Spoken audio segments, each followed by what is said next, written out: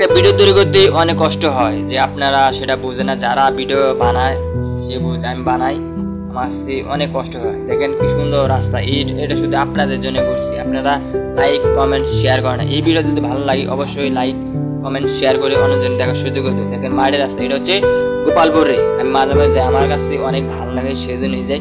এর আগে যদি আত্মীয় করতে পারতাম তাহলে আমার কাছে অনেক ভালো লাগতো। সবার কপাল সব থাকে না। দেখেন আমি ব্রিজে উঠেছি এই সাইকেল দিয়ে। দেখেন এই যে সামনে রাস্তা আছে অনেক সুন্দর, ব্রিজটা আমার ভালো লাগে। আমি আর আমার বন্ধু বান্ধব এই যে এটা খাল, এই যে আবার ব্রিজে উঠেছি, আসলে অনেক সুন্দর। আপনারা যাবেন গোপালপুরে, এই যে আবার মাঠে আছে, এই সাইকেল দিয়ে আবার হাঁটতেছি।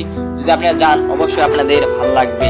আপনাদের জন্য অনেক কষ্ট করি, সেটা আপনারা হয়তো জানেন না।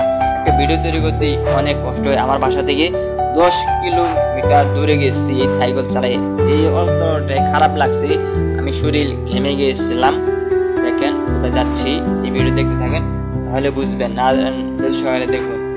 আসলে অনেক কষ্ট হয়, দূরে যাই সাইকেল যাইতেছি, মাটির রাস্তা আপনাদের জন্যই করি।